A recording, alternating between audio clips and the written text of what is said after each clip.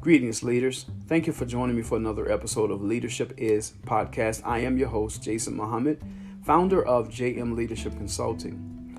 This week's episode is entitled, Why Leaders Make the Best Coaches. In this day and time we're living in, we're witnessing a complete paradigm shift as it relates to how we do business, how we communicate, and how we facilitate meetings as it relates to COVID-19.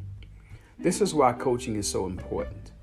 Coaching is a tool that can be very effective and secure the infrastructure and foster growth if used correctly. And who better to utilize this tool than leaders? Please tune in.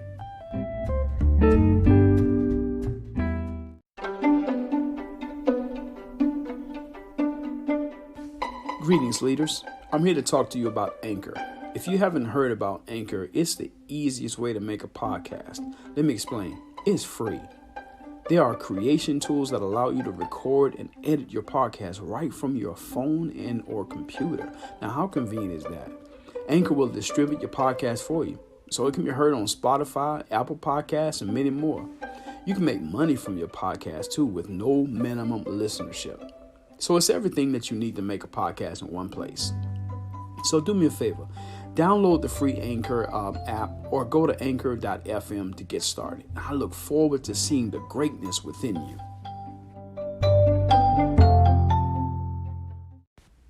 Greetings, leaders. Thank you for joining us for the episode of Leadership Is Podcast. This title is Why Leaders Make the Best Coaches.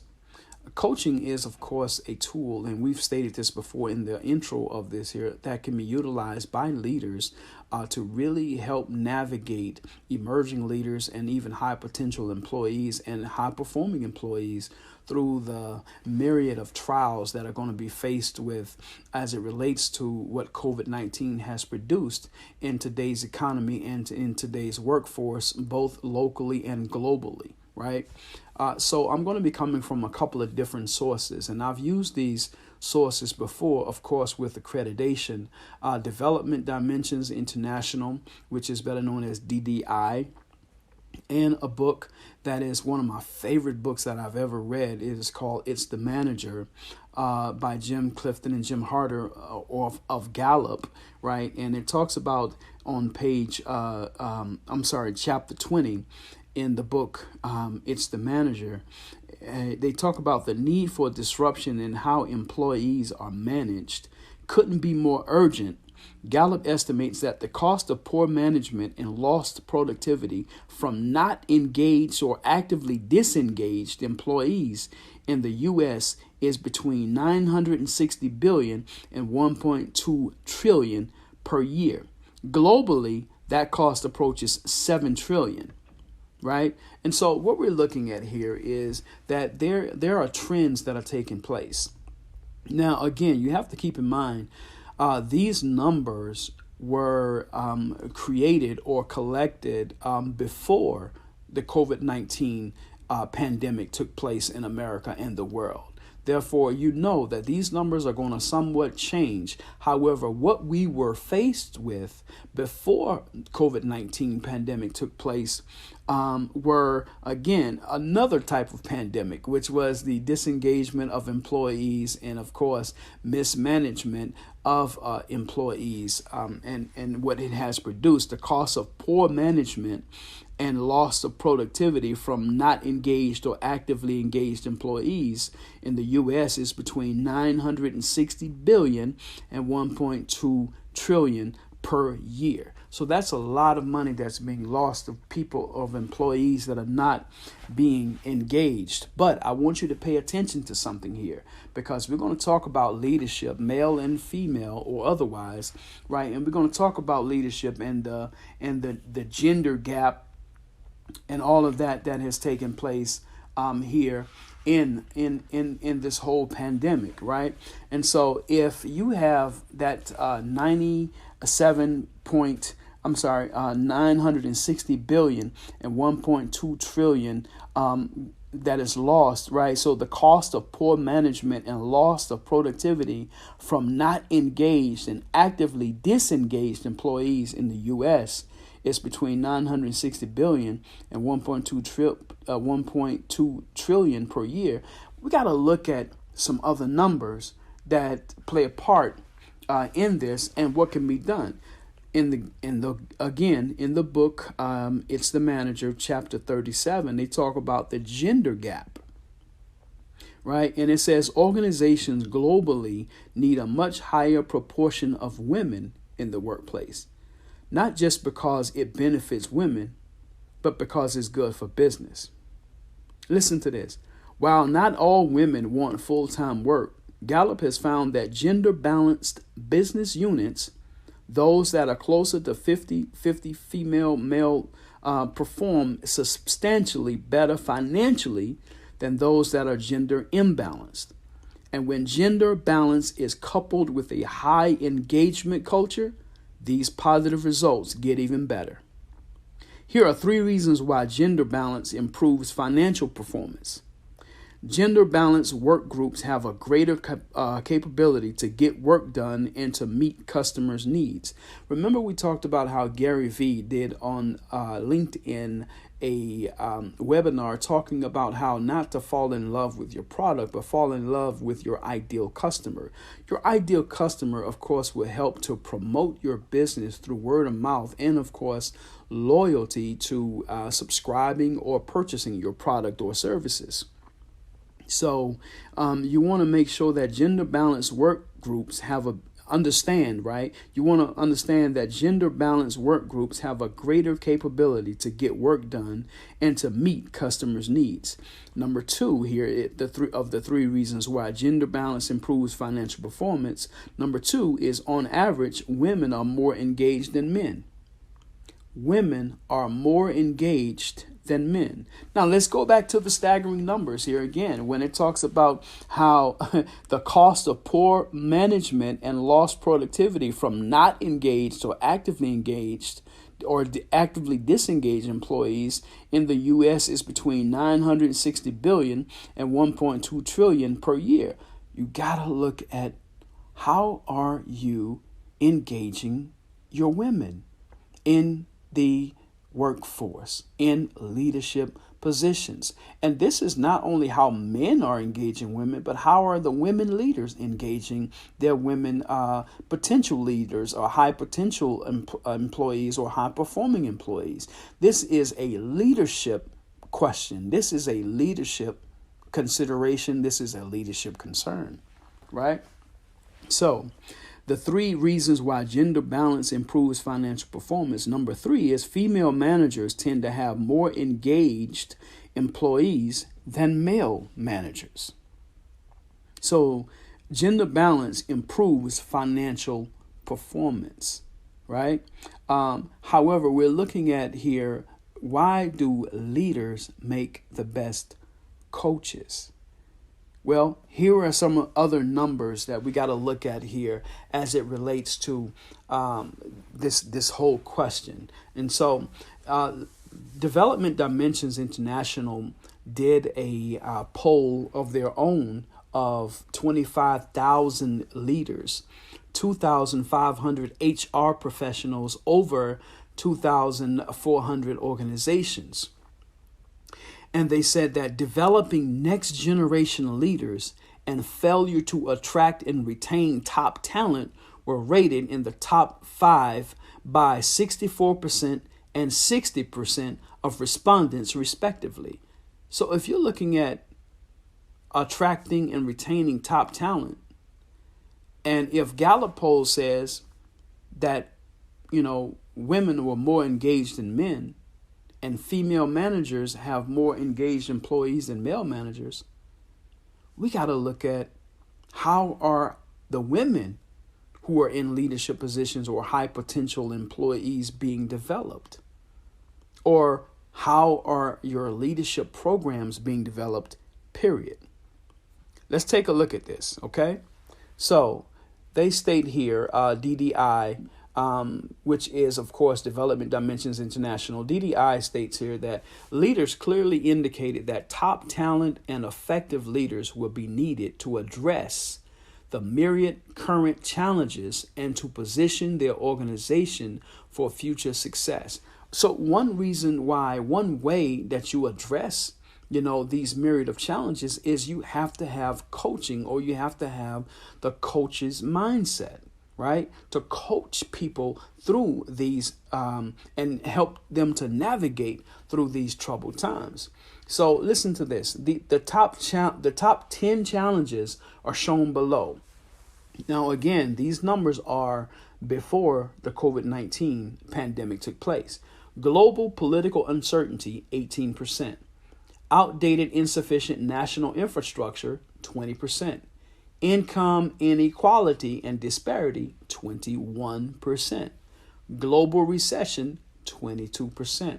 Labor relations, 24%. Now, I want to go back to global recession. See, that global recession number, of course, that number is going to change. And of course, it's drastically going to change locally here in our region, in the North Carolina area. We're going to talk about that as well. So slowing economic growth in emerging markets, 25%. Cybersecurity, 28%. New competitors globally, 48%. Here are the top 2 of those top 10 challenges. Failure to attract and retain top talent, 60%. Developing next generation leaders, 64%. Now, you cannot depend on an old, antiquated leadership development program that was based in a time that no longer exists to be effective in this day and time, even before the COVID-19 pandemic took place, but especially now after the COVID-19 pandemic has taken place. So we have to look at our communication process that has taken place between our human resource directors and our CEOs and even COOs, right? Or chief operating officers and chief executive officers and our chief human resource officers, or CHROs. We have to look at what type of communication is taking place, because it is apparent that there is a breakdown in that communication. Let me further explain what I mean here. DDI talks about, in terms of quality, HR professionals' assessments of their organization's leadership development programs were lower than their leaders. 78% see their leadership career planning pathing systems as only moderately effective or worse. It says 50% do not have well integrated or strategically aligned leadership development programs or processes. And it says 35% do not have a program to develop high potentials, and 45% of those that don't measure the effectiveness of their programs. So why would you have a program that develops high potentials, but then you don't measure the effectiveness of it? That is called an ROE, right? Return on effectiveness. It is the same principle as an ROI, return on investment. You want to measure the effectiveness of your leadership development programs, your employee performance programs. You want to measure how effective it is. Because again, if you're just promoting people into positions, as we talked about in our podcast about the 5 traits of leadership, right? If you want to just promote people into positions just to occupy some space, well, then you are really not concerned with the growth and development of your organization. So, and what that does is, right, so you put in the, Gallup has it where people promote the wrong person into leadership positions, or the wrong talent match into leadership positions 82% of the time. What does that do? Well, 75% of the reason why employees quit their jobs is not because of the work. It is indirectly relationship to the manager. So 75% of the reason why people quit jobs is because of the manager. But another poll states that 34% of managers say that they never received any type of mentoring, right? So therefore, there is a communication breakdown. There is a breakdown in connection between management, development, and employee engagement. there is a big gap that is there that really needs to be studied. And along within that gap, there is also gender inequality that is in that gap that needs to be studied. And with the COVID-19 pandemic that is taking place, it is producing a great amount of questions and uncertainty, right? And even insecurity in today's economy because of the amount of jobs that have been lost here due to that, right? So let's look at this.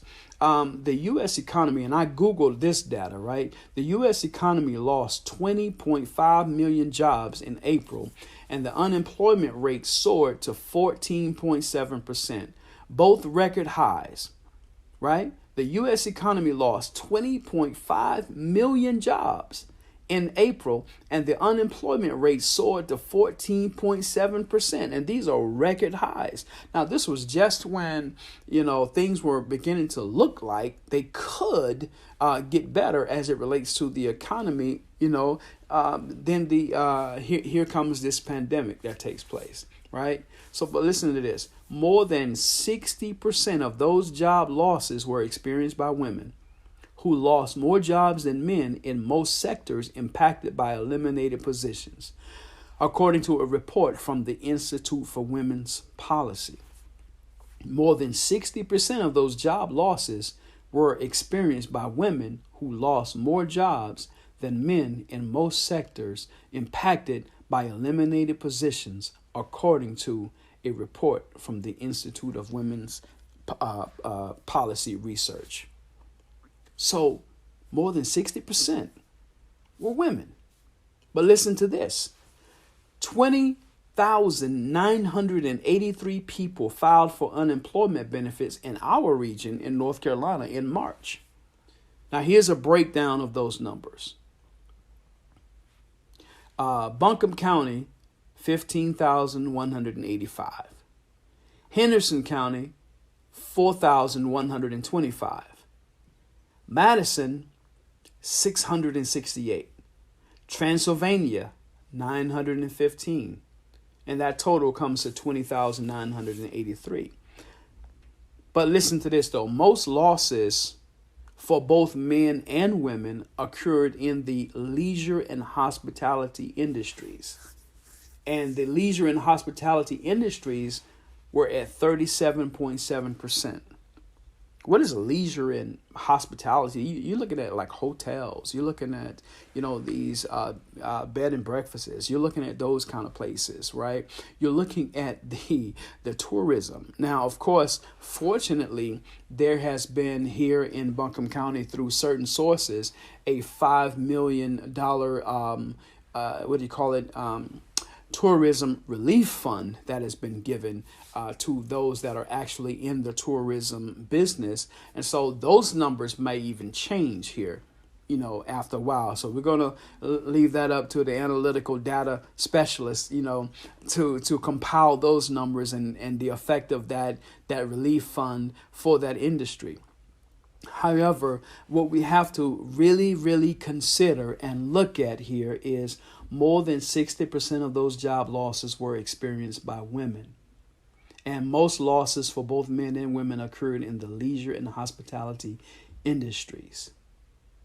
So out of the, there is 20,983 people filed for unemployment, which means that those jobs are available and are going to be available when this pandemic is over. And that number may decrease or increase depending on the how the local governments and national government responds, right, to the different phases that are taking place as we're trying to reopen the economies locally and globally, right? How the governments respond to those phases.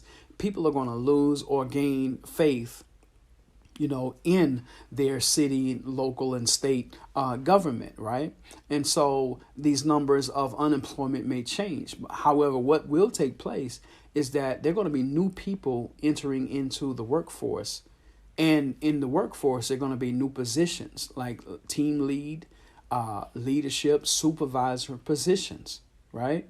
So who's going to be there to help these new leaders navigate through the myriad of landmines and shark infested waters, right? That they're going to be faced with as it relates to going into the leadership positions. See, and then of course, who's going to help transition the new paradigm from an imbalanced to a gender balanced economy and workforce? Who is going to stand to do this? Well, this is why leaders make the best coaches, whether they be male leaders or female leaders or otherwise, right? These leaders who have to have the mindset of embracing leadership make the best coaches. There are three reasons why leaders make the best coaches. Number one, that it builds and sustains impactful influence, right? It builds influence, or it builds and sustains impactful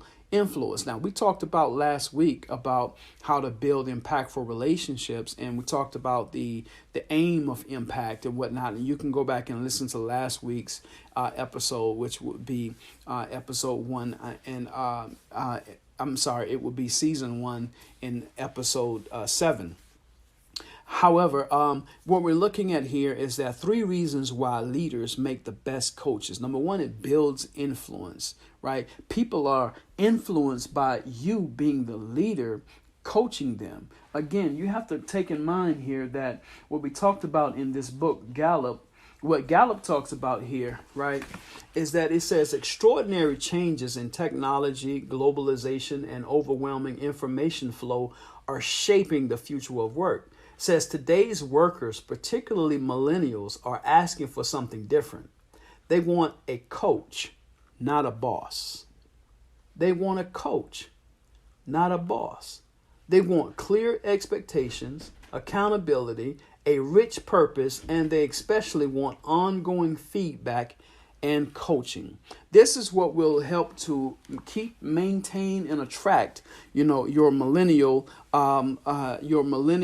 population, right? And so therefore, this will build your influence as a leader if you continue to do coaching and giving these performance management coaching sessions to your teams. So three reasons why leaders make the best coaches. Number one, it builds influence. Number two, it maintains impactful relationships. And again, we talked about what an impactful relationship is, right?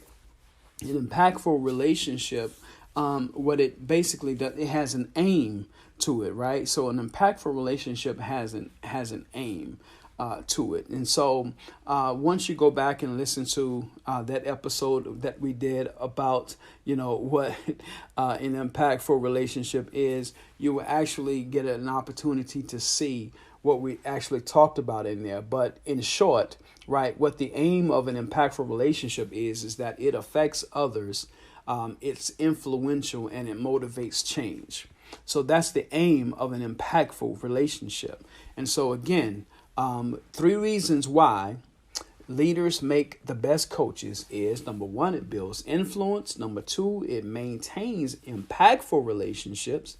And number three, it facilitates a growth mindset environment, right?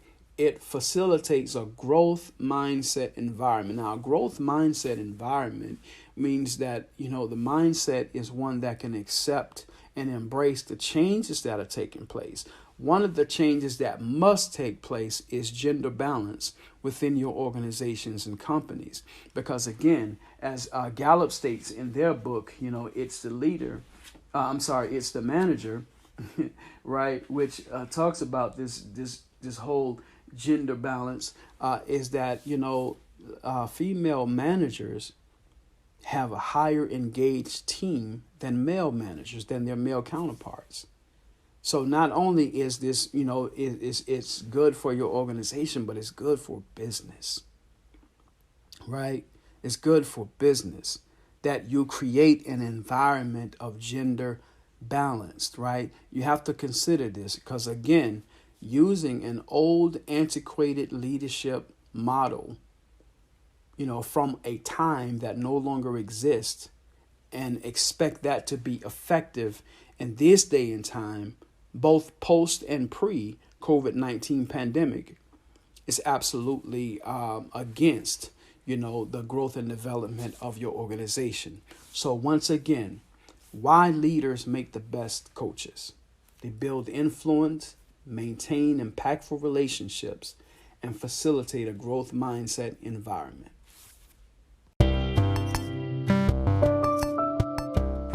Greetings, leaders. Thank you for joining us for today's episode of Leadership Is, as we talk about why leaders make the best coaches. If you're truly enjoying today's podcast, make sure you share this out on all of your social media sites. Thank you.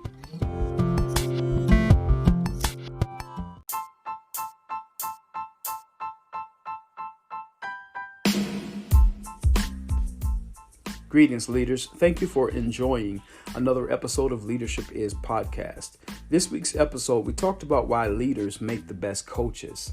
And the 3 reasons are that it builds influence, maintains impactful relationships, and facilitates a growth mindset environment. So if you would like to follow us on social media, you can do so by visiting Twitter at LeadershipJM, LinkedIn, Jason A. Muhammad, Facebook, JM Leadership Consulting, Instagram, JM Leadership Consulting.